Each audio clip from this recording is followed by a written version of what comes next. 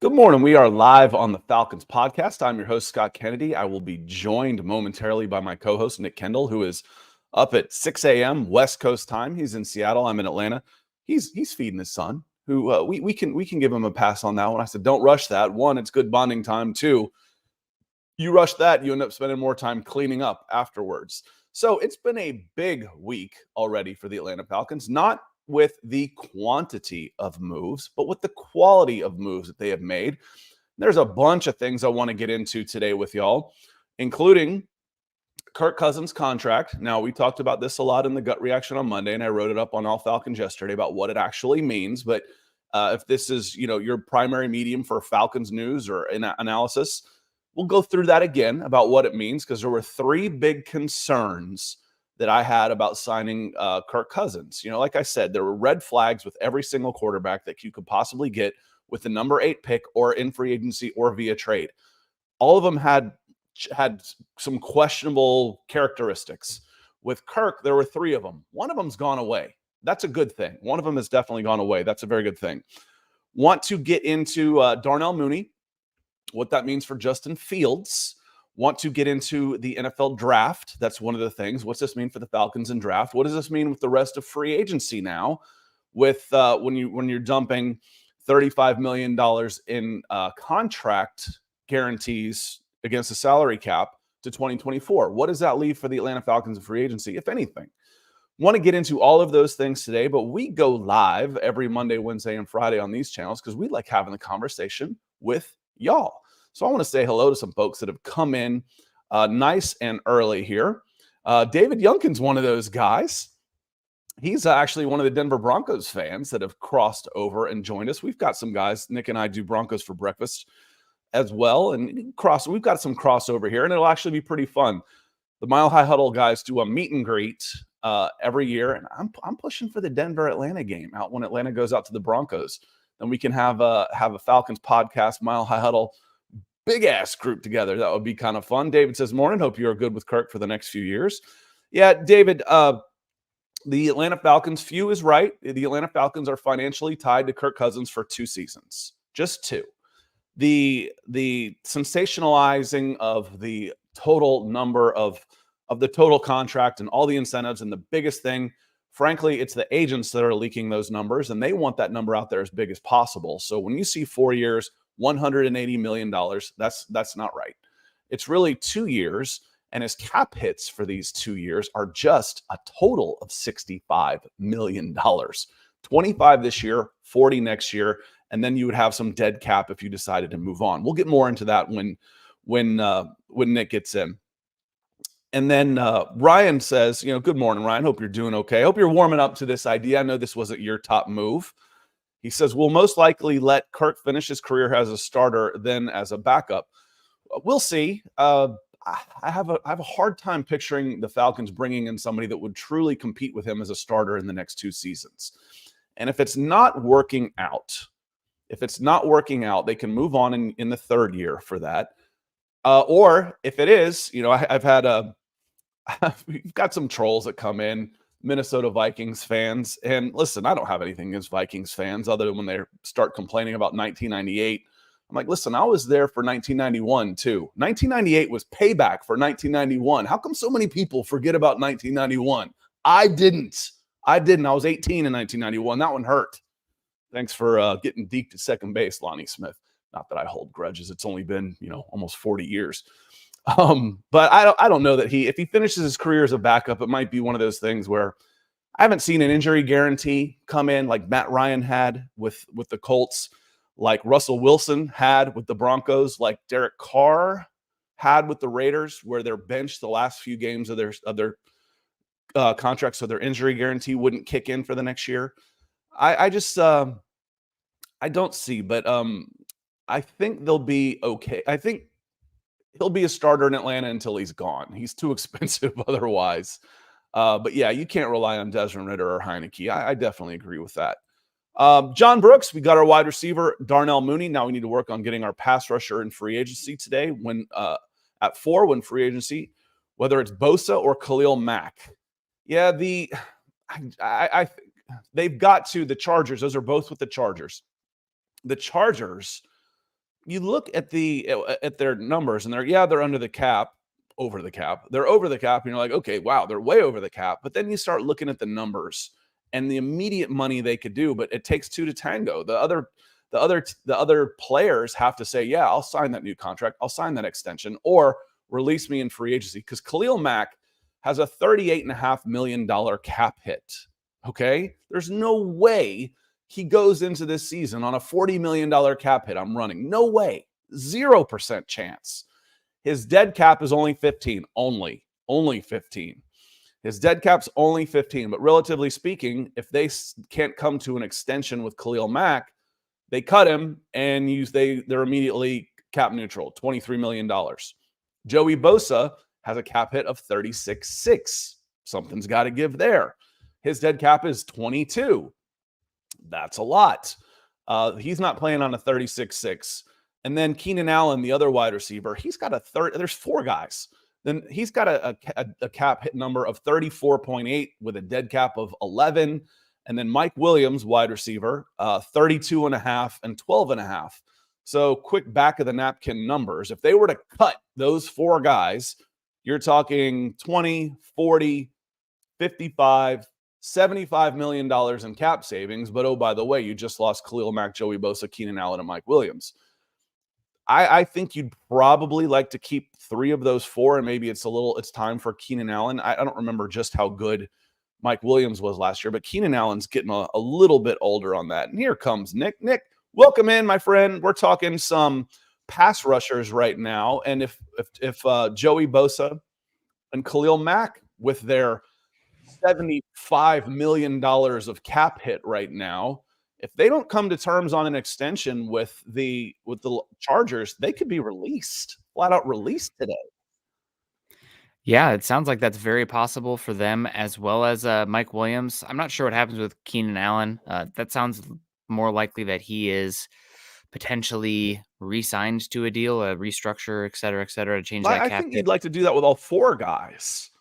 But what I've heard specifically is that that's most likely with Allen than the other guys.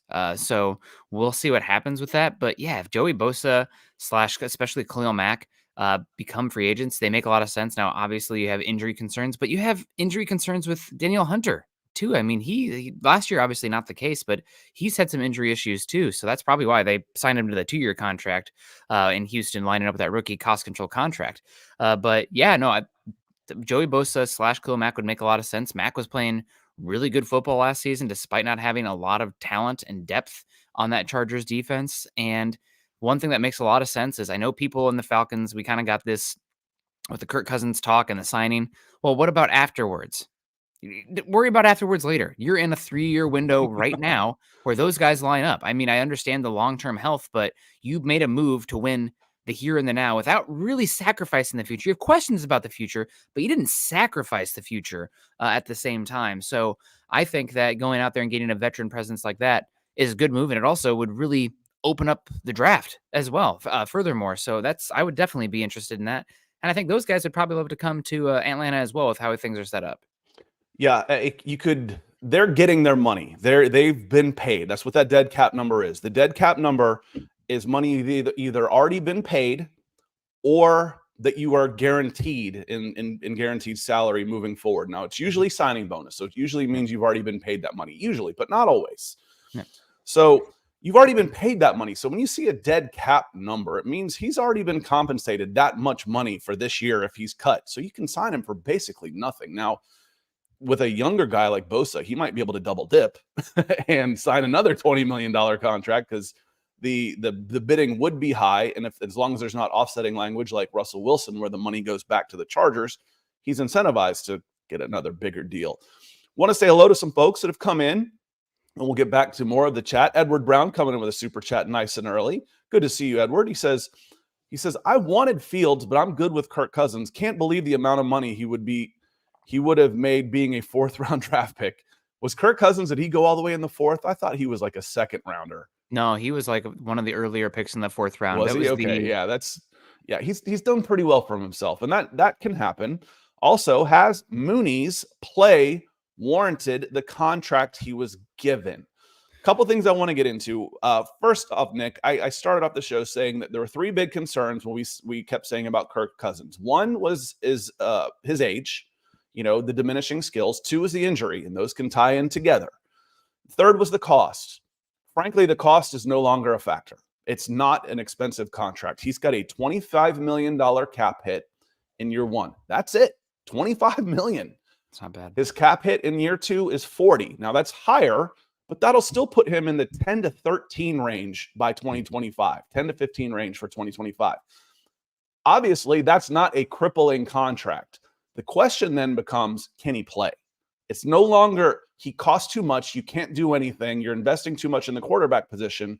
You can't then add to your team, because that's not the case anymore, Nick, with Kirk Cousins. The cost, as far as I'm concerned, is not an issue. Now it's, can you get 10 to 15 quarterback play out of him or better? Yep. Yeah, I think that with the explosion of the cap, we always see the numbers, just the basic numbers, and that's a good way to show it, right, in general. But I think a better way to understand it would be to talk about it as the percentage of the cap and where it ranks compared to the position in the market. And as you talked about, putting him in the 10 to 15 range, that's about where he's been as a quarterback, bumping his head in top 8. And the reason he doesn't get more is because of the Achilles, because of the age. So I think that his style of play also can age gracefully. My concern with him would be the arm talent falling off, but haven't seen that. It's not like he's, Russell Wilson, where a lot of his play depends on the broken plays and getting outside the pocket and that athleticism. That's not his game. It's more so, does the arm talent all of a sudden drop off? And we'll be on watch for that, of course. I'm not worried about it right now, but that's the concern with the age for me with Cousins. But it's a fine contract for the type of player that he is. And again, you did not sacrifice the future in bringing him in. So I'd be excited about it. I know a lot of fans was a mixed reaction, but I'm hoping that, I haven't scrolled down in the comments, but I'm hoping that after, the dust settling a little bit and really thinking about it, it's like, okay, I am excited because we actually have a competent quarterback here, somebody that really fits with the scheme. And now we can take off. I mean, it's going to be unbelievable. You went from saltines to with no water, saltines and no water. Yeah. Saltines and no water to, I don't want to say a steak, but maybe a nice, pork chop. Sorry, Scott, with the meat talk. Maybe I don't know, something really good out there. A really nice Italian improvement, yes, and that's the discussion. Like I said, I mentioned earlier, I had some Vikings trolls come in, something about winning a Super Bowl. I thought that was a little ironic. The Vikings haven't won a Super Bowl either, and Kirk Cousins hasn't been their quarterback for 60 years. So on that note, talk about $180 million. I'm like, listen, it's 100 for 2 years, which is palatable. And two, my point on this was, if the Atlanta Falcons pay Kirk Cousins $180 million, Atlanta Falcons fans are going to be freaking happy. Happy. Because that means he's playing really well and you want him longer, because you're on the hook for half of that, roughly. You're on the hook for roughly half of that. So if you got his cap number balloons up to $57 million in 2026 in 2 years. Good Lord. In 2026 is 2 years. His cap number goes up to 57.5. His dead cap drops to 25. So you save $30 million in cap money. If he says, this isn't working out, I'm cutting him. Okay. You save $30 million in cap money. You can absorb that 25 in 1 year. Atlanta Falcons had an $85 million dead cap hit 2 years ago. 25, and then you split it across 2 years, it's 12.5. Big deal. Most teams carry that much, at least that much every season. Money's not the issue on this. If you pay him $180 million, you're pretty happy. You will restructure him. His number, he will never have a $57.5 million cap hit with the Atlanta Falcons. You'd restructure, put one more year on it, pay off year 3 in a bonus, is whatever his guaranteed his salary was for that. Pay it in a signing bonus, stretch it across 3 years, drop his cap hit from 57 down to 30, and move on. The second part of this is a great question. Edward Brown. And then I want to say hello to some more folks too. He says, also, has Darnell Mooney's play warranted the contract he was given? This is a terrific question, Nick. I want to get into this. Well, the The bottom line is somebody is worth what somebody's willing to pay him. So at the end of the day, was he worth the contract? Yes, because that's what the market dictated. That being said, he's had some injuries and the play has been a tad erratic. He came on pretty strong. I believe it was rookie season, not his sophomore campaign. But in the Chicago passing game, as we've talked about with specifically with Justin Fields, it's a little bit erratic in terms of the timing and the drop back stuff. And with a smaller catch radius wide receiver, maybe, not having the ability to have that timing option or as good as it can be with Justin Fields is has limited some. So I don't expect Mooney to be a great wide receiver too. I think he's more of a high end wide receiver 3 in my opinion. But he can be a wide receiver 3 in terms of your assortment of weaponry. Also, I mean, we kind of talk about Kyle Pitts should technically be, one of your top 2 pass catchers. You got Bijan Robinson as well. So, yeah, I think he's a good piece for you guys. Can he stay healthy? That's the big question. He's had multiple right leg injuries, if I'm not mistaken, with the knee, the ankle, the foot. So we'll watch out for that. But yeah, ankle issues, lumbar also, which is concerning. That's probably the big one you want to watch out for there. But the back issue. But yeah, I think this is a fine risk and contract, and he is a very interesting player that adds something totally different that you guys did not have in terms of your offensive weapons. I'm going to be a little more blunt about this, as I typically am. Has Mooney's play warranted the contract he was given? Edward Brown, the answer for me is no. No. On the surface, it looks like an overpay. You're talking about a wide receiver with less than 1,000 yards and 3 touchdowns in the last 2 years combined. What this screams to me is it was Terry Fontenot that didn't think Justin Fields could play. We had this discussion, maybe Arthur Smith too, but when the Falcons passed on Justin Fields at number 4 in 2021, Terry Fontenot was the GM. Arthur Smith was a coach. We never really knew who was the driver in that, or if it was both of them. But one of them had to be the champion. No, I don't want this guy. Fast forward 3 years, and what do we have? We've got the Atlanta Falcons giving $100 million to a 36-year-old quarterback when Justin Fields could be had for a song. And then you send $30 million to one of Justin Fields' receivers who has less than 1,000 yards receiving and 3 touchdowns in 2 years. That screams to me, y'all, Justin Fields was the problem. That's it from the Atlanta Falcons' point of view. It screams to me Justin Fields was not going to be the quarterback of the Atlanta Falcons. That's my take on these 2 moves, y'all. It says to me as much about Justin Fields and how the Atlanta Falcons feel about him. When you go and get a 400-yard receiver, you're saying you had bad QB play for that kind of money, Nick. Yeah, and I do think that if Cousins went back to Minnesota, there would have been a reality where if the Falcons did bring in Fields still, just because, potential upside, the cost of it, and does not take you out of the quarterback market in the draft by any means, especially considering it's going to be maybe around 4 pick now, it seems like. But yeah, it's pretty wild to see the Fields market as we continue along through the offseason. And again, I'd be excited about Mooney just because he brings something totally different. He's a dynamic kind of not a gadgety player, but explosive player. Can he stay healthy? That's fine. I know that, we're talking a lot of edge rushers here, Scott, but I thought long and hard about it. And when you have obviously me pivoting to the draft, who saw that coming? But when you have somebody like a Kirk Cousins with the cerebral quarterback who, is good pre-snap, post-snap at identifying matchups and getting the ball to the right guy based on the coverages that he's reading, I think that if you took another wide receiver here, one of the top 3 in this draft, I would not be against it. Now, does that mean that your pass rush is not going to have as much upside as taking, one of the top pass rushers there in Verse or Turner? Yes. But if you can take another wide receiver 1 for a quarterback that is going to find the right matchup, I think it should have a amplifying effect on the entire offense. I know there's only one ball, but based on the matchup, it just puts teams in such a bind. And I come back to, it's not the same thing, but my most recent experience with a smart veteran quarterback was, I know, Nick, Peyton Manning. Kirk Cousins is not Peyton Manning, but the veteran quarterback, there was a lot of talk of why don't the Broncos spend more on the defense? Why don't they do this? Well, they had 4 weapons that Peyton Manning could pick pre-snap based on the matchup, and play iso ball. And to start, it was Demaryius Thomas, rest in peace, Julius Thomas at tight end, Eric Decker. They brought in Wes Welker. Then eventually they move out Decker for Emmanuel Sanders. And that really made me think, so when you have a young quarterback with like talent, getting that like go-to guy that they can lean on no matter what, I think there's more value to that. But when you have a cerebral quarterback, giving them an a la carte option for weapons, especially with the top wide receivers in this class, still makes sense to me. So if one of the top wide receivers is there, I don't think they will be, at 8 overall, I think it's still very much a discussion point for the Falcons with where the team is at right now, even though you added Mooney.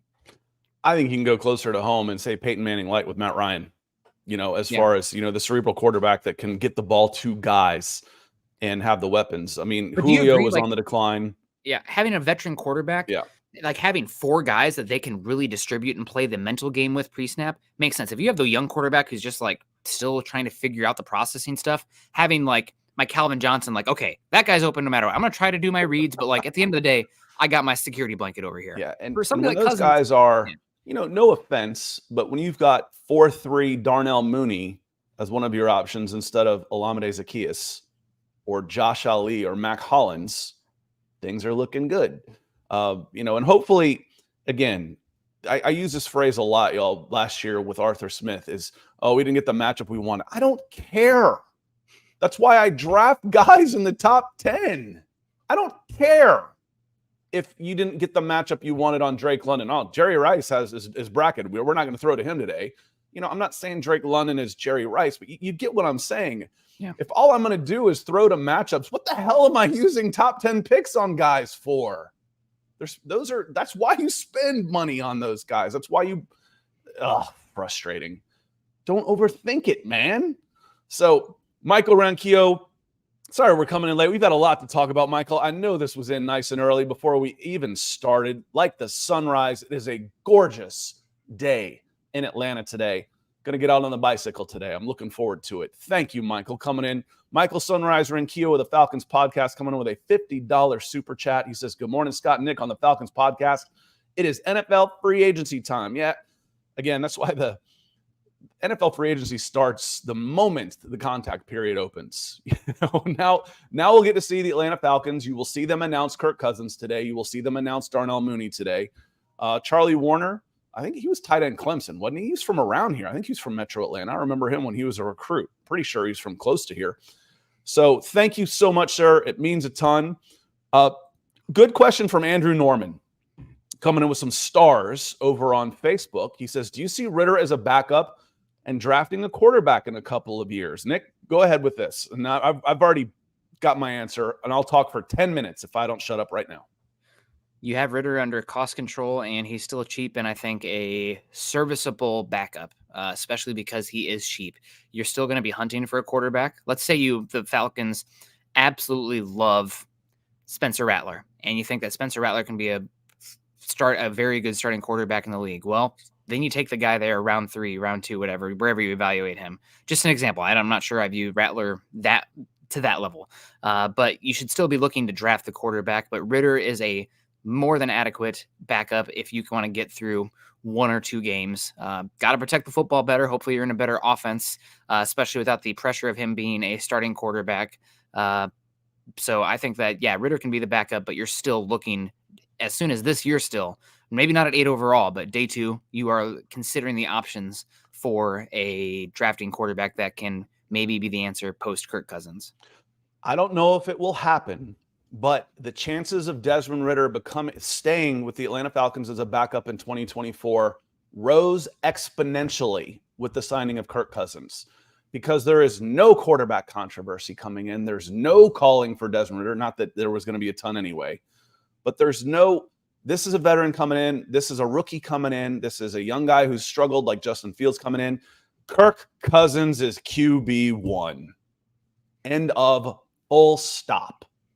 There is no controversy in the locker room. There's no discussion. There's no clicks. There's no nothing. Kirk Cousins is a quarterback of this team. So you don't have to worry really about, the chemistry or anything like that. Desmond Ritter is now, if he wants to be an Atlanta Falcon, you are the backup quarterback. Prepare like you're the starter, like always, blah, blah, blah. You are the backup quarterback. And it takes the emotional part out of it, really. Mhm. There is no, I'm better than this guy. He might still believe that, but there's no doubt, no question who QB1 is.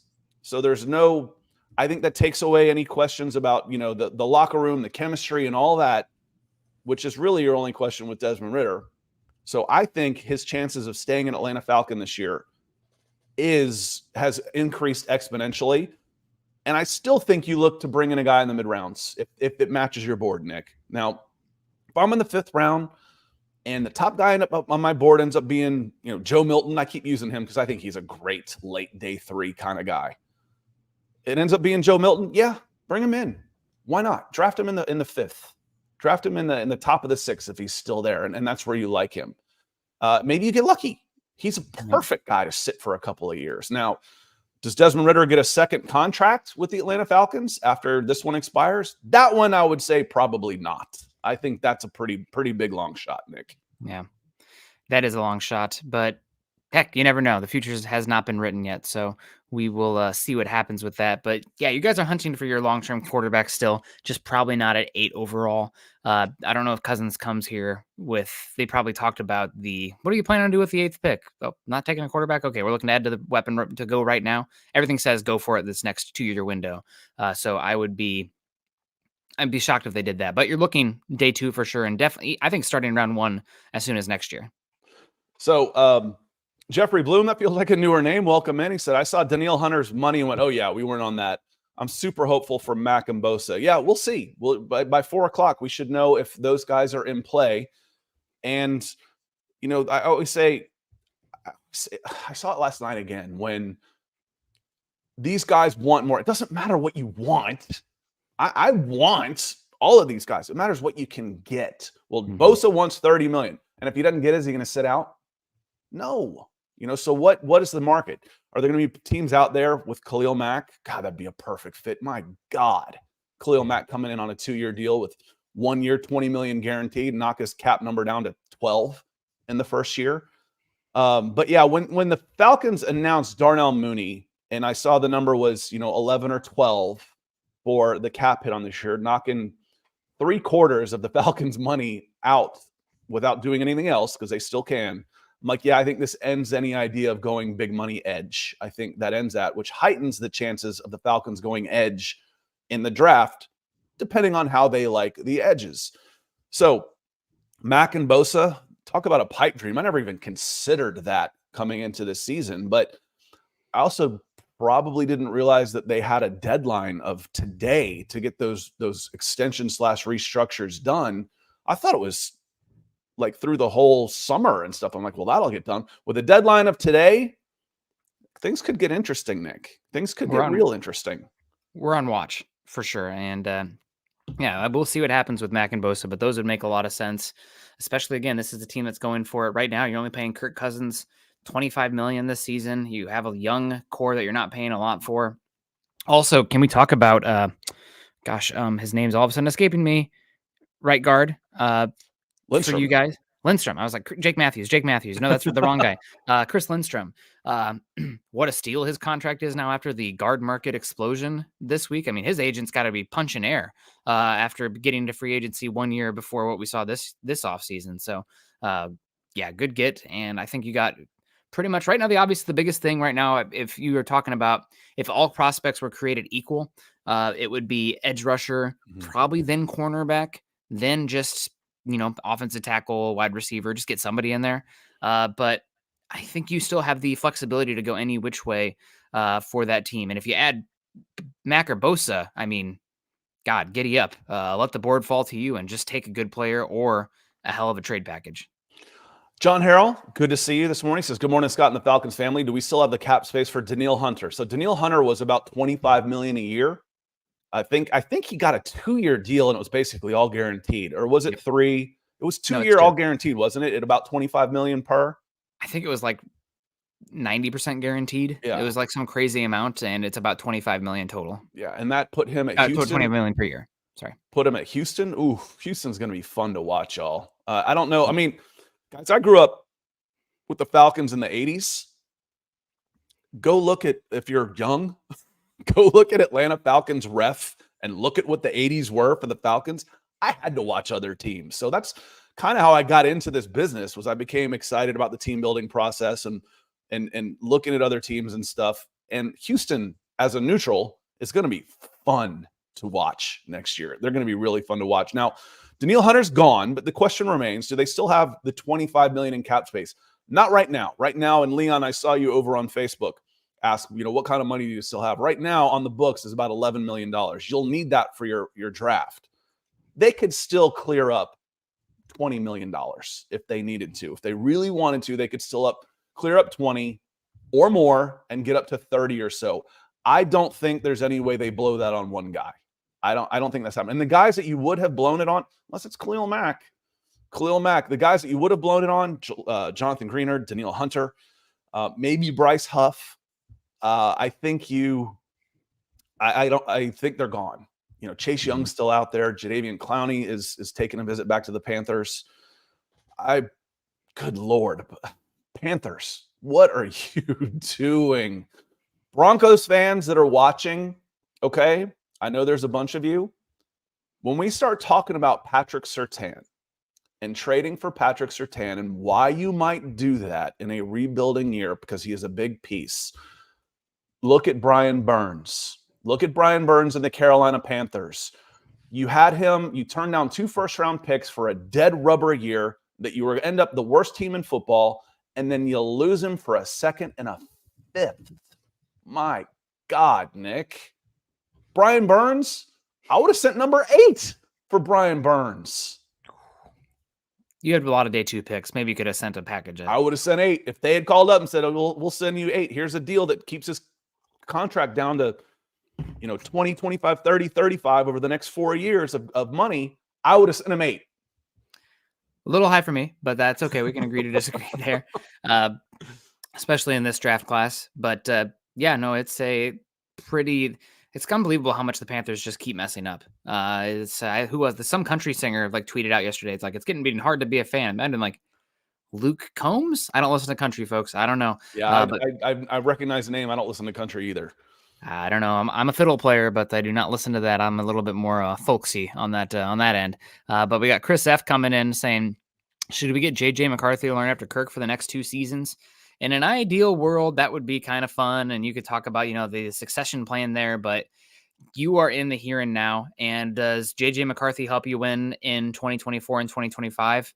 Unless something goes terribly wrong, then with Kirk, then no. So I'd imagine you're using that 8th overall pick to help something more in the immediacy, whether it be pass rush, coverage, or playmaker, or offensive tackle. Again, there is some people who I respect and follow saying that there is a chance for offensive tackle for the Falcons. McGarry is going to probably be playing a little bit more in isolation in space, and the way the contract sets up for him, maybe he is not a no doubt player for you guys. Again, you can move on from him pretty easily, and it's a really good tackle class. So let's say Joe Alt falls there. I mean, heck, you'd have to consider it, right? Jake Matthews is going to get older. He's expensive. You don't know what's going to happen at right tackle. You have an older quarterback now who's very pocket oriented, independent. Give him the pocket. So I think tackle is still very much in play as well for the Falcons. So any of those premium positions make sense to me. Jake Matthews is the last of the big contracts from the Thomas Dimitroff era that is still underwater for the Atlanta Falcons. If you were to move on from him, he's got a $35 million dead cap hit, $21 million cap hit. So it actually costs you more for him not to be an Atlanta Falcon this year. Not that you wouldn't, but next year he's 33 years old and you save $10 million by just with a cut. Now Matthews would have a trade market. You could get somebody to pick up money. So you'd save at least $10 million if you were to move on from a 33-year-old Jake Matthews. That said, the reason why Roderick and Chris, I said there's less than a 1% chance of this happening. Nick hit on it. I'm just going to emphasize. When you send $100 million guaranteed to a 36-year-old quarterback, you're saying we want to win now. Now. That means I'm drafting the guy I think can have the biggest impact for my team in the next 2 years. At number 8. If you're at number 8, you're going, who can help me win now? And that's why I don't think it'll be offensive tackle. It makes sense because Caleb McGarry, you can get out from his contract after this year. You can get out from Matthews this year. Matthews is still playing at a solid level. McGarry is a little bit more scary. No, I didn't mean to rhyme. That's not going to that. But McGarry could be a big liability in this offense that is going to be less power running game because of his deficiencies as a pass protector. So that's an option, but I think you would roll the dice on McGarry this year, and you're going to go skill. And for me, it would either be edge, corner, wide receiver, 1, 2, 3. And you're not going for a quarterback when you just got a 36-year-old quarterback. You do that next year. If Cousins kind of flames out, I don't think this is working.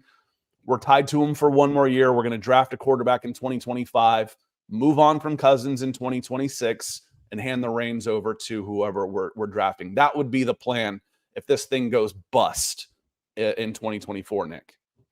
Yep. Without a doubt, that would be the succession plan there, which would make a lot of sense. Mr. Jose R.A. Good to see from Argentina. Man, pretty cool. Paper bag had ahead, engaging win now mode. What a great offseason so far. From Argentina, pretty darn awesome. I would love to get down to Patagonia sometime. I've never been. I've never been that far south. I really want to. I went diving. There was a group, went on a week-long dive trip, and there was a group from Argentina, and I still keep in touch sort of with one of the guys down there. It was awesome. So I really, really would love to get down there, get down to Brazil. I've always been a rainforest guy down in South America. Would love to see that. Oblivion Empire. What's good, guys? Good to see you. Red Swarm. Good to see you as well. Good morning, Scott and Nick. In the chat, I already finished my coffee, if you can't tell. The new era is looking great. Yeah, we like the coaching staff. Raheem Morris, there were a lot of things to like there. I liked his hires. Liked his hired offensive coordinator. Liked the guys he kept. That's a big one, too, that goes underrated. The guys he kept from the previous coaching staff. Again, everything that Arthur Smith did wasn't bad, including his staff was solid. With I can never remember his name. Ledford, Dwayne Ledford, the offensive line coach. Like him a lot. Defensive backs coach Jerry Gray getting a promotion. Like him a lot. So some good things to like as well.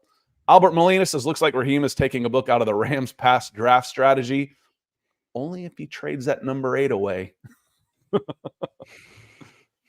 I mean, it's possible. We'll see what happens. The thing about number 8 to me is that I'm expecting, whether it be the Broncos, probably the Vikings, or the Raiders, to move up before 8 to go get J.J. McCarthy. I think that the Chargers, the Cardinals even, maybe the Giants, Tennessee, all make sense there as far as trading back for that quarterback. It might happen before number 8, in which case then you're sitting there with one better positional player there. Again, I think if you have a chance at one of the top 3 wide receivers or Joe Alt, I would put them all a tier above, without a doubt, any of the defensive players in this class. And then you have to have the discussion of, okay, edge is still obviously really valuable, and Turner and Verse are very good. Do you take that position over players that you grade higher? Probably not. Probably not. It's going to depend on what the team's grades are, of course. It's a little different, but I think that you're still very much in the conversation there, and continue to add to the offense and build a superpower offense is a way to go. I mean, we kind of seen it, maybe not as much last season. There's been a little bit more pivot towards defense again, but really the way to get into the playoffs and be a feisty team is to have a top 5-10 offense and then have a top 15 defense. You didn't have to have the best defense in football to get very far. Now, there was a little bit of a pivot last season. We'll see if that trend continues. But with Kirk, I think, continue to invest in the offense for the immediate payoff makes sense. Robot of Doom, he's usually on Twitch. I don't stream to Twitch. I do to YouTube, though, so I appreciate you coming and find us. He says, top of the morning to y'all. That's my word. Y'all just works. This is more of a Broncos question. No, it's not. I'm going to roll this into the Falcons, too, because Justin Simmons to the Atlanta Falcons makes a lot of sense. If Justin Simmons doesn't sign anywhere by, let's say, Friday, does Denver bring him back? I'm just shocked he hasn't been signed. Lots of stuff going on. Justin Simmons is more of a tier 2 free agent, and the tier 1 guys have gone off the board quickly. Now, there's been some announcements of tier 2 guys, including Darnell Mooney. But no, I don't think Justin Simmons is going back to the Denver Broncos, period. I think when there's a heartfelt goodbye from both sides, this season is cooked. I think he is gone from the Denver Broncos, and I think he would be a perfect fit. Let's say you sign him to Atlanta Falcons, sign him to a 2-year, $15 million contract with 7 guaranteed with a $5 million signing bonus. That makes a lot of sense. That makes it a 1-year deal, 2.5. That's about a $3.5 million cap hit for this year. That's feasible and he'd be a great running partner with Jesse Bates. I mean, most guys would. It's a shame Richie Grant has been so poor, but that's less money. Cutting Richie Grant pays for Justin Simmons with that contract I just gave Nick. Yeah. Yeah, definitely would do that. So we got Dave Glassman too. Dave, you need a new picture. Oh, let's ride in the background there. Marley coming in. Good morning, Atlanta. Scott and Falcons fam. We're going up this season. Rise up. Yeah, Falcons fans should be very much excited for what's about to come with this team. We got Curtis coming in. Good morning. Scott and Nick. Question: since the Falcons missed out on Danielle Hunter, who's the next best available defensive end? Well, we're on Khalil Mack and Joey Bosa watch right now. After that, I don't know if there are incredible defensive ends available. I'd have to comb over the market.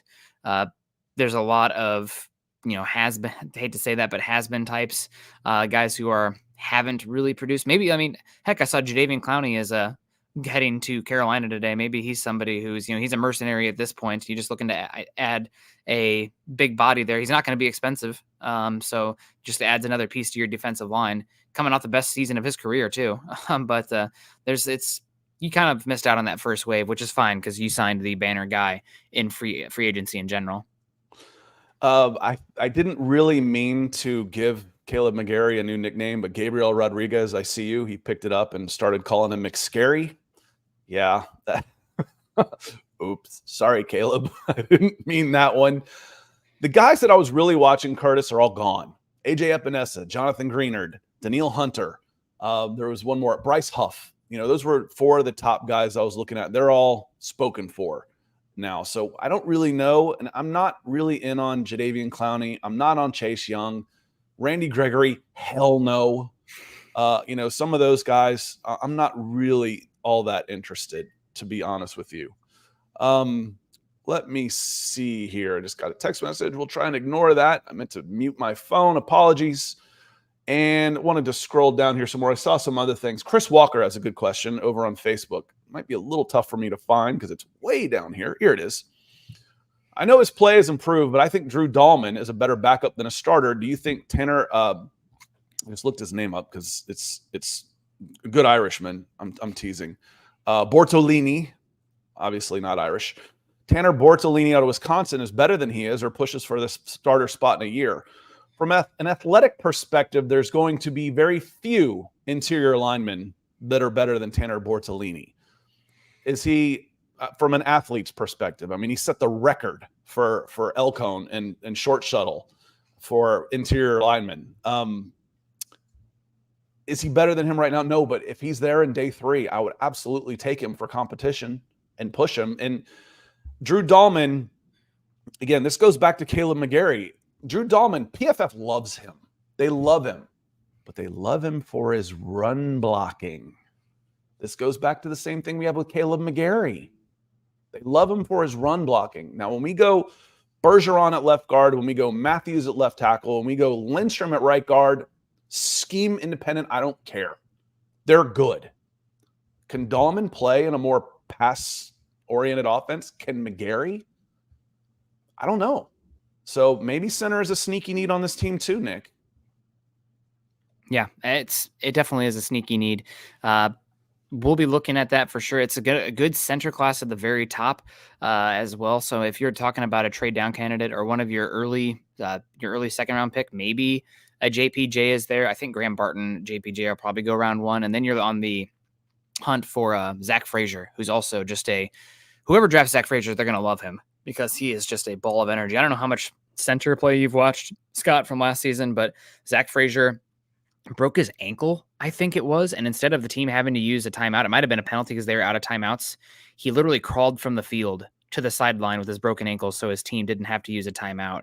It was unbelievable. It was pretty wild to watch. And that happened in November and he competed at the combine, getting back from a broken ankle. So he's pretty awesome. Michael Tran coming in also saying Hunter Renfrow is now available. Go get him, Falcons. He is interesting. I think for a team that might want to go 11 personnel heavy, Renfrow makes some sense. You got your big play slot type in Mooney. Now you can get your little chain mover slot type in Hunter Renfrow. That makes some sense. Personally, I'd be looking for somebody maybe a little bit more dynamic, but you are kind of missing that over the middle of the field, short area chain mover in this offense. So maybe Renfrow would make a lot of sense for cheap. Bobby Means, yeah, Renfro's about cost. I would absolutely bring him in, but free agent wide receivers are expensive. I think they're like triple what the equivalent draft play would normally get. You know, if I get a first round pick and he plays really well, then he's probably worth $3 or $4 million is what I'm paying him. A veteran doing the same thing as a $20 million guy. Eric Armstead. Eric Armstead is a ready-made replacement for who, Nick, in the Atlanta Falcons? Eric Armstead is a ready-made replacement for Calais Campbell. Calais Campbell. Yep, he's the big kind of inside-outside guy. It's Eric with an A, too. Interesting spelling there. Eric. Yep. But he's plays a little bit of 4-eye, 5 technique, can do some 3, can do some 7 technique. He's a heck of a player. I don't think he brings that pure edge rushing presence that you're looking for, but that is something I'd be curious in. And Scott, also thinking about it, I mean, at 8 overall, you don't necessarily have to take the edge rusher there because you have a multitude of day 2 picks. I think it's possible you could package a 2 and a 3 and move up to the back end of the first and maybe take a Chop Robinson, who I think there's 4. There's the way I look at the edge rusher class is there's a top 2 in Turner and Verse, and I think there's a next tier with Latu, and Chop Robinson. And I'm expecting those guys probably to be available late round 1.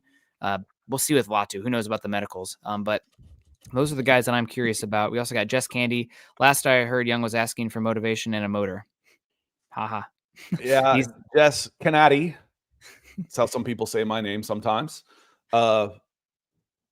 Chase Young would be a dirt cheap. I'd rather have Lorenzo Carter back if it's $5 to $7 million. To be honest with you, I'd rather have Lorenzo Carter back. That may be insane, I know, but I just don't trust Chase Young. And we talk about that a lot and I heard this phrase watching so much soccer. It's like, how come this guy's always there when this guy is more talented behind him? Because the manager trusts this guy to do his job. As simple as it sounds, I don't trust Chase Young to do his job. Mm-hmm. So that would be it would have to be low risk for me, for sure. And then, and Chaz was asking about him as well. But yeah, Eric Armstead he's going to be pretty expensive, but he would be an absolute ready-made replacement for Calais Campbell. Now, do you want to play that type of speed? Because I wanted him to be the number 1 player. I was out in California when he was out in California. Coming through, and I wanted him to be the number 1 player in the country at offensive tackle. You should have seen Eric Armstead play offensive line. My God. Best offensive tackle prospect I ever laid eyes on. But he wanted to play defense, and he's done really well for himself. He could have been an all-timer, but he made a ton of money and has done really well for himself. First round pick. How do you say no? If your heart's not into it, it's too hard at this level. If you don't want to be an offensive lineman, it is too hard not to. Yeah. Lawrence Rivera coming in. Let me see here real quick. It says, what teams have the cash to make a run this year? One of them already has. Because a lot of times the teams with the most money are bad teams. So, they're not – the team that wins free agency usually isn't the one that wins it all. But a team that has improved a lot, that was a playoff team last year, Houston Texans. The Houston Texans are a good team like that. Philadelphia Eagles have gotten better. The Baltimore Ravens have gotten better. And then we'll see what, the Kansas City Chiefs do. But as far as teams at the 9-10 win that can make that jump, then I like the Houston Texans. And frankly, the Atlanta Falcons could have a 4-game swing from last year to this year too, with one signing of a quarterback. Yeah, that's certainly possible. Texans stand out. The cheat is who's going to have money. It's either bad teams, Scott, or it's teams that have the rookie quarterback contract. And I think the bad teams makes more sense to try to flirt with the minimum expenditures. Where if you have that rookie quarterback, it's time to gear up and go. And out of last year's class, really the only quarterback for sure that we know hit is C.J. Stroud. I'm very optimistic still about Anthony Richardson, but we don't know yet. Let's be real. The sample size is too small. Also a little harder to get some guys to Indy. But they brought back. Both have been linked to Justin Fields. You want to talk about a move that makes sense? Yeah, hell of a lot of sense. I'd love to see Fields in Seattle personally with Geno Smith's age and everything there, but who knows? They have Grubbs here in Seattle now. Well, I'm in Seattle, so that's why I say here. And he might make sense bringing Penix back, considering how good Penix was with him at Washington. But we'll see. Fields is going to be still interesting, an interesting market without a doubt for the quarterback. We got Jess Kanigan in school. They mispronounced my last name to Kennedy. Yeah, Kennedy. Scott, the emphasis is on the wrong syllable on that one. Lauren says, I want Sam Darnold's agent. Some people have said that about Kirk Cousins too. How about Marcus Mariota's? I'm looking at there was an article today on ESPN. It was on ESPN Plus. I think it was a premium article. The 4 teams that have helped themselves the most in free agency, and the Washington Commanders, who had over $100 million going in, I think were number 1, or they were top 4. Falcons were number 4 with just 3 signings. Number 3, the team in the top 4 was the Washington Commanders, and it said signings of note. And at the end, it said Dante Fowler and Marcus Mariota. I'm like, brother, you're better off just scratching those names off. You're better. Fowler's okay, and he's played a lot for Dan Quinn. He can help as kind of a coach on the field, but Falcons ate some dead cap on him because he was not helping the team. And then Marcus Mariota, yeah, we already know about that one. Talking about mock drafts, we're going to get into one here real quick because we've got the quarterback in Atlanta. Now, we assumed we did the last one we did. Now we know. I did one yesterday, Nick, because I got some questions. How come you didn't take Jaden Daniels at 8? I'm like, because Jaden Daniels isn't going to be available at 8. I don't care what PFF says. I traded back with the Miami Dolphins, got their 21. I think it may even be later than that. Got a 2025 first and another third this year. And I got Latu. And then with my 42nd pick, I got Jaden Daniels. I'm like, come on, man. Yes, and I picked Jaden Daniels. I'm like, I don't care.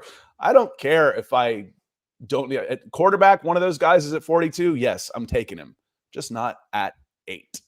Not at 8. So what do y'all think? I'm ready to do a mock draft. Nick, what do you think? Should we try something else, or should we do the PFF and just ignore their quarterback rankings? Let's do the PFF and assume that the top 4 quarterbacks are gone by 8.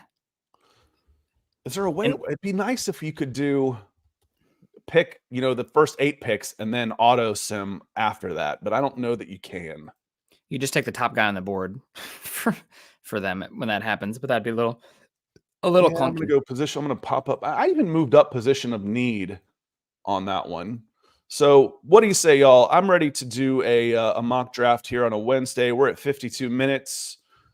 And with the Falcons for sure having their QB1, now we've got a little bit more direction of what they could do in the NFL draft, I firmly believe. So let's do it. I'm here for that. Let's enter draft. I put positional value up just a little bit. I did draft for needs up just a little bit, and randomness up just a little bit. Falcons at 8, 7 rounds, and then we go fast on this and enter draft. And just some draft news here real quick. Georgia Pro Day announcement. Unfortunately, according to Taylor Biscotti, who is a NFL Network reporter, shout out to Taylor with a cool name there. She's told that tight end Brock Bowers and offensive tackle Amarius Mims are not planning to work out at the UGA Pro Day as both are dealing with hamstring tweaks. Amarius Mims did do the bench press with his 37-inch arm length or whatever it is, something crazy. He did 22, which is low, but then you think about how long he is and just the leverage. If you were a physics guy, calculate the work needed to move that much weight and then compare it to a guy with 31-inch arms. He's doing more work with 22 reps than a guy doing 35. 36 and an eighth arm length there for Amarius. At the end of that 22 bench press on a straight jab at boxing. Let's calculate the power and the punch. My goodness. And I see Dave come in. He asked Nick, how's the baby doing? That's more important than all of this stuff. Baby's doing better. No hospital issues anymore. The issue has been he's been waking me up at about a 2 o'clock, 3 o'clock feeding, and then not going to sleep after that. So that's not been ideal, but I'm doing okay. Once they get a little bit older, not yet, but a little bit older, give them water. Okay. They'll wake up. I want a snack. Give them water, and they'll be like, I'm not waking up for this. We did that with my daughter. Slept through the night for the rest of her life. First time we gave her a bottle of water, she slept through the night. Not yet, but think about that. But baby's doing well. Thank you for asking. And then Fabian asks, good question. This feels like a newer name too. Do you think a move down in the draft would still allow us to take Dallas Turner? To which spot do you think this is possible? Yes, I do.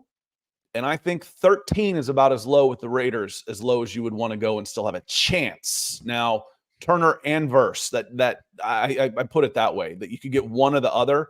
11, I think, would be safer with the Vikings. How willing are the Vikings to make a deal right now with the Falcons? Because that's the point I wanted to make, Nick, that I keep forgetting. The point I wanted to make on this is I think Kirk Cousins gave the Falcons a team-friendly deal. The Minnesota Vikings, I think he took less money to come to Atlanta, or at least was close. Why do I think that? The Minnesota Vikings are taking a $28 million dead cap hit on Kirk Cousins' contract because of the void years. They're paying him more money. If they took all of that this year, here's again, how good was this deal for the Atlanta Falcons? If the Minnesota Vikings take on his entire dead cap hit this year, they're paying more money to Kirk Cousins on their cap than the Atlanta Falcons are. Cost wasn't an issue, y'all. Repeat that one to the rafters. Yeah. Vikings are paying more money to Kirk Cousins if they take on his entire dead cap hit than the Atlanta Falcons. Yeah. Whew. And as far as trading back, deal, I think there's a chance because Turner is he's really talented, Scott, but let's be real, he's a little bit of a tweener. I do worry about a little bit of Leonard Floyd vibes with him, crazy long athlete, big edge rusher. Is his best value rushing the passer, or is it somebody who's a big athlete that can rush the passer?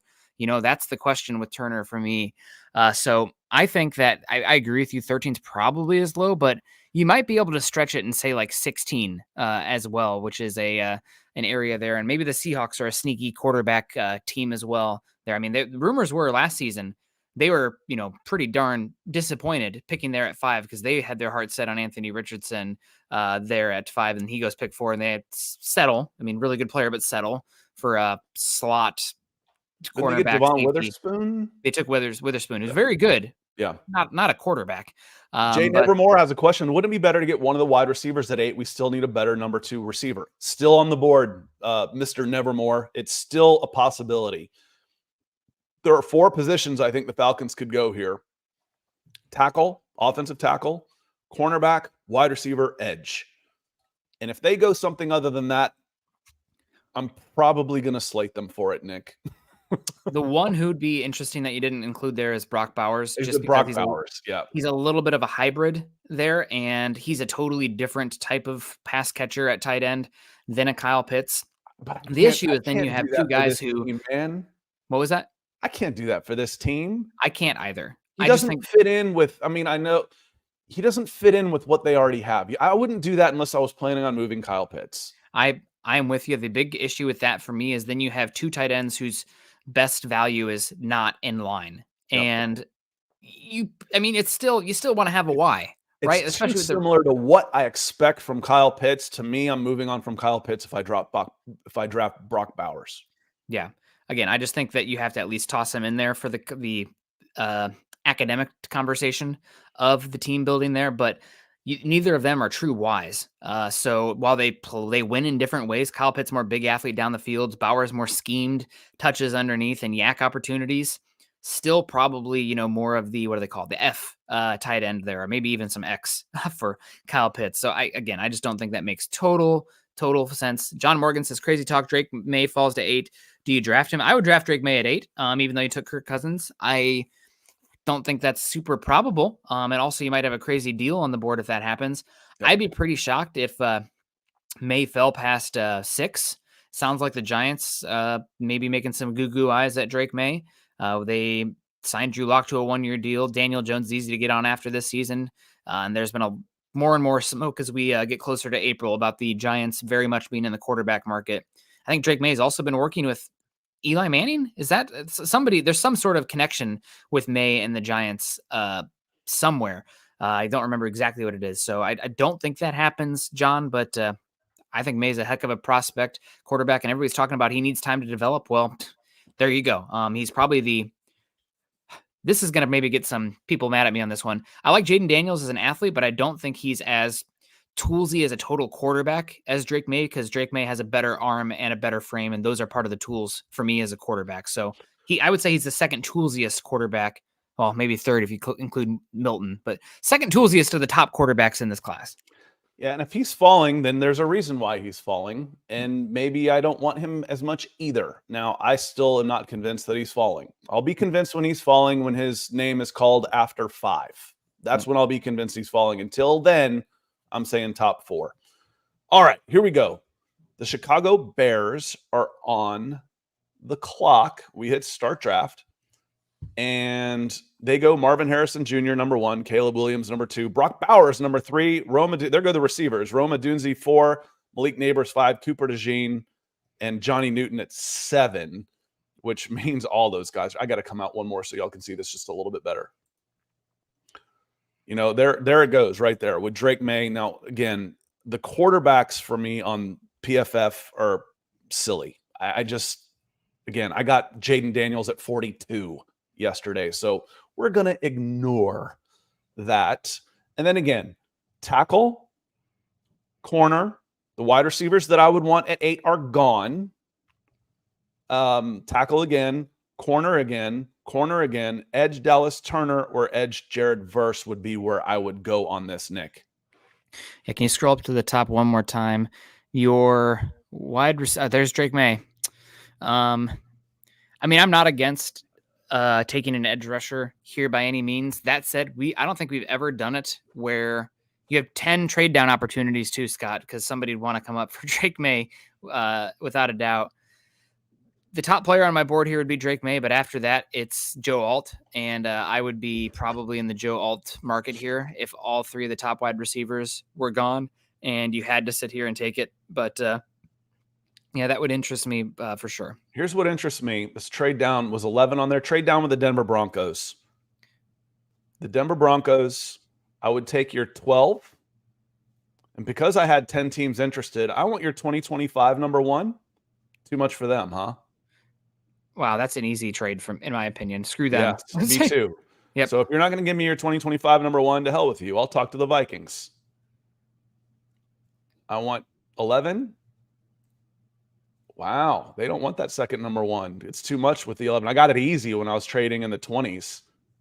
How about the Jets? I'm sure it's the same thing for the Jets. Yeah, they won't take that number 1. Silly. So you know what? I'm going to force it. Do it with the Vikings. I think the Vikings are more likely to come up. The Vikings, because of the demand for that, I want 11, and I want your number 1 for next year. I think you also can get 108. And 108.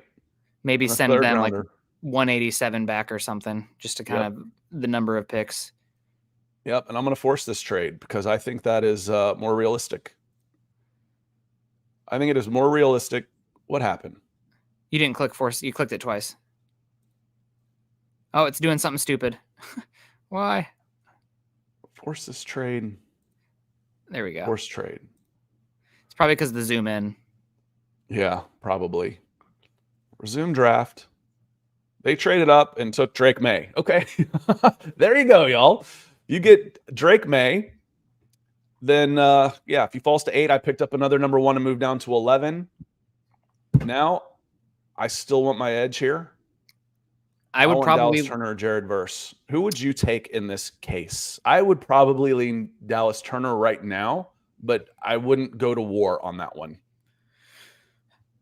I mean, as crazy as it sounds, I would probably take Joe Alt here because, again, I think he is probably the best player on the board. And with how he tested at his size and the position he plays and where you are at tackle, he'd be my best guy available. That said, if you are hellbent on edge, I don't have an issue with Dallas Turner at all. I am curious to see what Lake and Morris want to do with their front, especially since Morris has worked in so many schemes. With the top 4 edges still available and Terry and Arnold still available, I mean, God, if you're not set to take Joe Alt, who in my opinion is far and away the best player on the board here, I'd probably lean trade back again, honest to God. But if we have to sit here and take one, I wouldn't fight you too hard if you just wanted to take the best edge available. You can never have too many pass rushers. the one thing I just kind of stress against is that I think Alt is a tier difference. If you're doing the horizontal or the vertical board, he is on a different plane than your edge rushers. So that is my big concern. Robot of Doom asks, why wouldn't you guys take a quarterback if there's one there at 8? Do you want, if there's one of those 3, if it's Jaden Daniels, if it's Drake May, or if it's Caleb Williams? So I get this question a lot when we do these. I would probably take him at 8. I would. I do not think this draft simulator is realistic when it comes to the quarterbacks. Again, Robot of Doom, I got Jaden Daniels at 42 yesterday. I can get Jaden Daniels at 25 on this and really cheat the system. I don't think any one of those 3 guys make it out of the top 10. They fall to 8. I'm seriously considering taking one of those guys at 8. I would seriously consider it. Absolutely. It would be a hard discussion, but I don't think that is feasible, so we're going to pretend it's not. We're going to go with every single mock draft in existence that has those 3 gone by the time we go to 8. That's why Robot of Doom. Yep. Yeah, so we'll see how it plays out. But I'm still going, as much as I like Joel, I feel like I can get tackles in this draft later. I really do, especially if I don't need one right away. I can get a guy. I've got McGarry. I've got Matthews for at least one more year. I'm drafting a 3rd tackle right now and seeing where they might be able to go. What I don't have is a 1 or 2 edge. I don't have those guys. I got to go edge on this. I have to.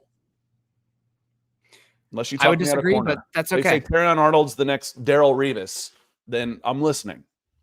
He's not. But I don't want to tackle at this spot. If the question is how do they evaluate McGarry? Right. Everybody had a chance to sign him last season. If you've got Alt significantly higher than those guys, so be it. I don't. Yeah. I'm going Dallas Turner in that spot. See, there's Jaden Daniels again at 43. I mean, that Robot of Doom, that's why. That's why I didn't take because this isn't realistic. If Jaden Daniels falls to 43, yes, I'd take him. He ain't fallen to 43. What's his average draft position? 10. I can get him at 43. This is why. Yep. This is why I don't take the quarterbacks at 8 because I don't think it's realistic. There's 2 quarterbacks. There's Bo Nix. Yep, there's Bo Nix. Where did J.J. McCarthy go, if he went already or not? He went 34. Again, see, this is why. And maybe it works out this way. Maybe they're smarter than I am. It's very possible. Yep. But again, go ahead. Question from Jason Heller. If you trade down, why not get a 2nd rounder this year? You'd rather have the 2nd this year instead of a 1st round rookie if we are trying to win right now, 2-year window with Kirk. It's because that if you've ever seen the value chart for draft picks, the difference between a 1st round pick, where it can be slotted is so significant compared to where the 2nd round pick value can be. So I think if you can get a 1st round pick in the future, you have a chance for that to end up being a blue chip piece. And if that ends up being a top 10 pick, that's worth 4 2nd round picks in the future. So if you can get a future first, just the chance of value is so high that you always take that future first if you can. Odds are, if a team's trading up for a quarterback, their next year's first is going to be top half. They're going to be 500 at best. Last year was the first time in history that a rookie coach and a rookie quarterback both made the playoffs. First time ever, or won the division and made the playoffs. First time ever, and that was Houston. There's a pretty good chance that number 1 is going to be top 10 next year. There's a pretty good chance. So for me, that's why. I'll take next year's number 1 and sit on it and still get the guy I wanted anyway. So I would go that way. It's a great question though. Now again, I still need another wide receiver. There's wide receivers here. My edge, how much do I want Chop Robinson? Is he still available? Chop Robinson's still available. Yes. Oh, my guy. Okay. Well, all the quarterbacks are still here except for the top 4.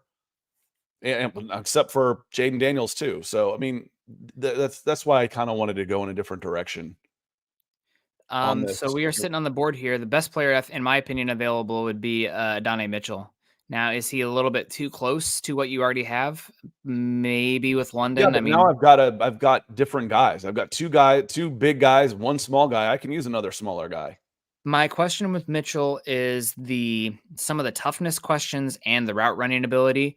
For a pure team fit, the one who stands out here for me is Ricky Pearsall, just because he is tough as nails.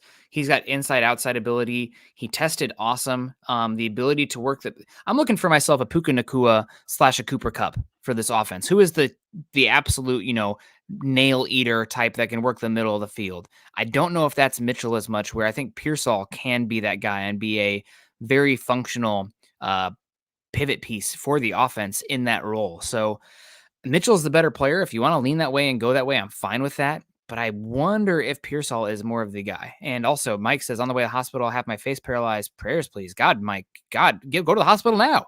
Yeah, God, he is. We're thinking about you, and check back in on Friday and tell us how much better you're feeling. Yeah, that is something else. But I feel, God, yeah, check back in. I'm listening to the fans. They wanted Donnie Mitchell over Ricky Pearsall. I'm fine with that. Again, just talking about the fit of the offense, I think Mitchell's going to be gone. I think he's going to go top 25.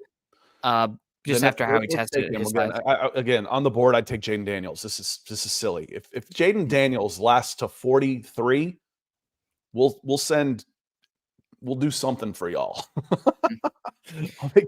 I'll make that bet. We're gonna take the wide receiver here and Donnie Mitchell. We'll drop the OnlyFans link. No, I'm just kidding. We got Christian Haynes on the board here. He's interesting for sure. So if you're looking for, he's got some center upside, in my opinion. You got to run a wide receivers here. Gabriel Murphy, an athlete at the defensive line. I really like Andrew Phillips a lot. That's why I have trouble getting corners in here. If you like Andrew Phillips, I'm okay. I need another corner and I need another safety. The pick here, though, for me is, again, I'm thinking long-term here, Scott, but Patrick Paul is sitting there on the board. I just don't know if he makes it this far. I know that you're looking for a cornerback, but Paul has an unbelievable athleticism to length combination, and you just don't see that pretty often in the draft. Yeah. So I think that just a value perspective, getting Paul in here and giving yourself another option at tackle is a good way to go. Roger Rosengarten, or why I don't want to tackle in the first. Yes, and I feel you. I think Rosengartner will work his way into like the back half of the third round. Paul, I'd be surprised if he made it to the third round, honestly. So we passed him last time. I know that it's your swing tackle there, but how often do you actually? I mean, you get to that needing the swing tackle. So there's Andrew Phillips. Let's scroll down a little bit too. I think I really like Andrew Phillips. I also really like Renardo Green. He is the other option that was available as far as a Max Melton. Also really, really talented. So you got three cornerbacks here, Scott. I wouldn't be against any of them. We've taken Melton before. We took. You have your choice. I'm listening to you. I'm pulling the trigger. I'm writing a name down. It's either Andrew Phillips or it's. Let's go with Green. I think Green's got a little bit more press man ability. I think he's a little bit more of an athlete than those guys, and he stands out to me. Center, Bo Limmer. Okay, I'd rather go Bortolini a little bit later. Javon Solomon, no thanks. Tyke Smith is a pretty good safety. I could go safety here. I still need one of those guys for sure. Trey Benson had an unbelievable combine. He's somebody, I mean, I know you've kind of bursting at the seams at running back, but this is the value spot for running back in the draft. You got Egboigi there, Christian Jones, if you want to take another one. Again, this is why I don't want to tackle in the first. There's guys I like, frame, athleticism, et cetera, et cetera. The one thing I will push against there, Scott, is that historically speaking, tackle is a first round or bust position, and that most of the time you're talking about those guys that fall and the chances of getting seen that though, but we've picked out guys every year that you and I have been doing this from Spencer Brown to Abraham Lucas to Broderick Jones. We picked these guys out that end up being starters and Braxton starters. Braxton Jones, apologies. Yeah. Braxton Jones that end up being pretty good starters. Yep. Third and below. Well, somebody should hire us, I guess, because historically speaking for the NFL, that is not high odds. But we've been good at it. Yeah. I mean, it's tackle's a pretty easy position from the have or have nots. We can go with Tyke Smith here. Get the athlete in. Yeah, I'm not against that by any means. I think the Falcons address cornerback and safety still in free agency. Now, they won't be high dollar enough that it would preclude you from going in the draft and getting one. But I think they're going to have free agent and draft picks at both of those positions. Yeah. So I'm fine with Tyke Smith here. He's a fine pick. Oh, we can You go pick the other again. one here too. So who did you like? Did you want to go running back here? Because it is now Tyler Algier and Bijan Robinson. And then what? Avery Williams as your running back 3? So there is no running back 3 on the roster right now. Can I get a good one right here? And Tyler Algier is going into his 3rd year and would be significantly more expensive after this season. If you wanted to go running back here, I think this is where the value really lines up for running back in the draft. But for me, looking at the board, if you scroll down, keep scrolling. There was no, keep scrolling. There's a name out here that stood out to me. No, man, maybe I'm wrong. Maybe there was not a name that stood out. Man, all these running backs, crazy. Taylor King fell off a cliff, didn't he? Well, I'm not against running back here by any means. I know you're the one you liked is gone. See, and I like Dominic Pooney too. Now he's probably a guard, but he's a pass setting guard. He's not a road grader. He's got great feet and good at the point of attack with his hands. And one thing about offensive tackles, there is a weird statistic that comes out. We did draft a wide receiver already, so we're up to 3 wide receivers now. Yep. There is something about Pooney that really makes him stand out, and I need to find the data here. I think it's from Josh Norris, who works for Underdogs. But one of the statistics that has the highest correlation to unbelievable draft success at the offensive line is the short shuttle. And I believe the number for the short shuttle is if you have a sub 4.4 second short shuttle, the odds of being a good offensive lineman are unbelievable. It's crazy. And Pooney hits right there on the 4.4. I think he had the second best short shuttle out of any single. And you told me the 40 was good, and I think he was a 5.05 40.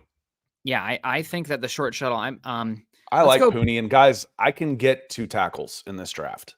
I think he's one of them pans out great. You already went tackle, Scott. I know, but I didn't go tackle in the first. Now I'm trying to get 1 guy. I'm drafting 2 to try and get 1. If I get 2, great. I'm looking for Dominic Pooney. Guys, youtube.com/Scott Kennedy. Dominic Pooney. I put his stuff up last week or over the weekend. He's good. He's really good.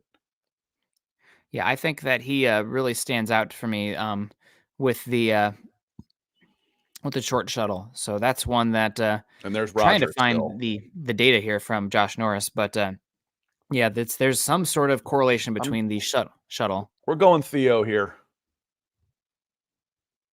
Theo Johnson? Yeah. Great pick. Yep. We're going Theo here. Need a tight end too with Jonnu Smith gone. A little bit more of a blocking threat and tested like a freak at the combine. So we're getting a backup tight end. Okay, wait. I got the data here for the short shuttle. So if you have a sub 4.47 short shuttle or better, there's been 24 drafted since 2010.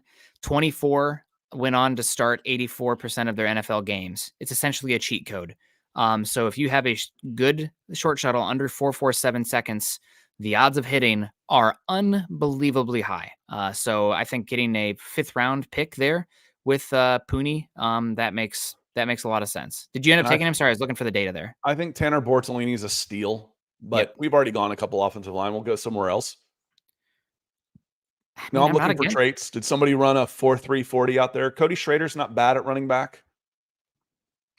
Brennan Jackson. Ethan Driscoll's okay. We've already tackled this thing up. I don't know how good Zion Logue is. Yeah. But we could go DL for sure. I love this pick, Bortolini. We talked about him earlier in the show. Take him. I don't think there's any issue with taking more offensive line. I like Jalen Ford. Linebacker you like? Yeah, I do like Ford. We'll go that way. But yes, I would be very happy with Tanner Bortolini in the on day 3. So we did get an A- on this. Dallas Turner A. We trade down. We trade back to 11 and pick up another 4th rounder and a 2021 number. That's an A trade for me. Unless Drake May ends up becoming the next Joe Montana, then you're like, crap. But I don't mind doing that because I think it would be a trade for JJ McCarthy at 8, more likely than Drake May. And I like McCarthy at 8, but not so much that I would pass up another player and a first-round draft pick when I already have Kirk Cousins. Yeah. Because, again, you've said my number one choice was probably J.J. McCarthy at 8, assuming the top 3 were off the board. Were not possible. That was my number one choice. Number 2 choice was probably – well, actually, my number 1 was probably Russell Wilson and J.J. McCarthy. Number 2 choice was just one of J.J. McCarthy. Number 3 was probably Justin Fields at the time. Justin Fields, and then you probably could have drafted a guy. But we addressed some needs here. You get edge. I think you're going to have to go edge. To get a number 1 edge, you're probably going to have to draft a guy. It's really, really hard to get those guys in free agency. They haven't been available in the last 3 years, and now the ones that are, you weren't either in it for one reason or another, or they chose to go elsewhere.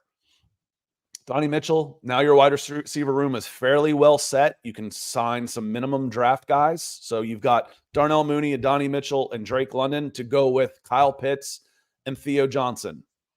Not bad. I can live with that. Patrick Paul, there's your guy that your swing tackle that you're coming in. And then you still have Bergeron, remember. Yep. Bergeron could end up being that swing tackle too. So my swing tackle for now, and then maybe Bergeron takes over for Mitchell or for Matthews or right tackle. Bergeron is still there. Then Patrick Paul, after a year as a swing tackle, could move in as a starter, and you could save a ton of money. Renardo Green, need a cornerback to come in, need a safety to come in. And I took 2 tackles. We took 2 tackles, hoping to get at least one of them as a bona fide starter in 2025. Because Matthews is getting older and McGarry is a little scary and McScary on this. What did we talk about the positions we were looking for at 8 overall, Scott? The positions we were looking for at 8 overall, offensive tackle, possibly. I'm not in on that as much as I like because I think there's good tackles down the board. Cornerback, wide receiver, edge. What are the first 4 picks here? Edge, wide receiver, tackle, cornerback. Playing the value game, folks. Playing the value game. The one thing, and Beasley comes in, didn't take a quarterback later in the draft. Didn't present itself. We could have maybe, looked at their round 2. There are a lot of guys are still available. That's heck, you're going to have a chance probably at round 2 at one of Bo Nix, Penix / Rattler. Probably. Sorry, Jeremy. I see you here. I've been hearing more Bo Nix round 2 talk here from people I talk to over the last 72 hours. So we'll see. All it takes is one team, right? So who knows? But that's definitely possible. And Penix went mid round 2, Harry. And we probably got to wrap it up, Scott, because I got. Yeah, we're getting late. We go 80 to 90 minutes on Wednesdays. Andrew Newman says, "What draft spot brings the biggest reward this year? Wide receiver or edge?" Ooh, man. It always comes down to the individual prospect, right? I think that if you're talking about biggest reward this season, Scott, I think there's an argument that Jared Verse is more payoff year 1 than Dallas Turner, who's a little bit more potential projection with the athleticism. We're not combining those two though. So I know, but I'm talking about the reward and then put them against Malik Neighbors and Roma Dunze. Yeah, but I'm talking about the options available. Given if it's the top at each spot there, getting a Marvin Harrison Jr., Odunze, or a Malik Neighbors, I believe, probably has a bigger impact immediately for the Falcons than the edge rusher does. Edge rushers typically there's a little bit of a ramp up for that position. By the end of their second year, third year, that's kind of where you start to see them. Where wide receivers nowadays come in and they're pretty much 8 games in. It's like, okay, I learned the offense. Here we go. So I think maybe for year 1 payoff, it might be wide receiver. Now the argument is pathway to the field, but if Mooney's your wide receiver too, there's still plenty of snaps for a wide receiver on this team. So I don't know. I think it might be wide receiver if you're talking about the top 3. I probably agree on this. But the pass rushing for Atlanta has been so bad that even if you can get an average year, 8 to 10 sacks with solid edge rusher play, sealing the edge, not a liability in run play, that would make a bigger impact than a wide receiver too, for me. But it's a great question because typically I think wide receivers can make a bigger impact than a rookie edge rusher too. I believe that as well. Great question. We are going to get out of here. I appreciate everybody for joining us. We had a huge day. There's over 300 people still watching. Thank you. This is your first time in. Welcome. Leave a comment. And yes, the quarterback position. I know. We don't do quarterbacks in the top of the PFF mocks because they don't make any sense. So that's why. Not that we wouldn't consider it. They don't make any sense on this. When I can get Jaden Daniels at 42, I'm not doing quarterbacks on this one because I would take Jaden Daniels at 42. Want to say thank you to our Super Chat and Stars contributors like Andrew Newman, who came in a couple of times, Lawrence Rivera, Edward Brown, and of course, Michael Sunrise Ronquillo. I will be back on Friday. We'll do some more free agent stuff. We'll talk some more draft. I'll send Nick a link if he's able to join us without getting divorced. He can. But otherwise, we will be back on Broncos for Breakfast tomorrow if you want to join the conversation, youtube.com/milehighhuddle. Otherwise, we'll see y'all on Friday. Appreciate you being here. Peace.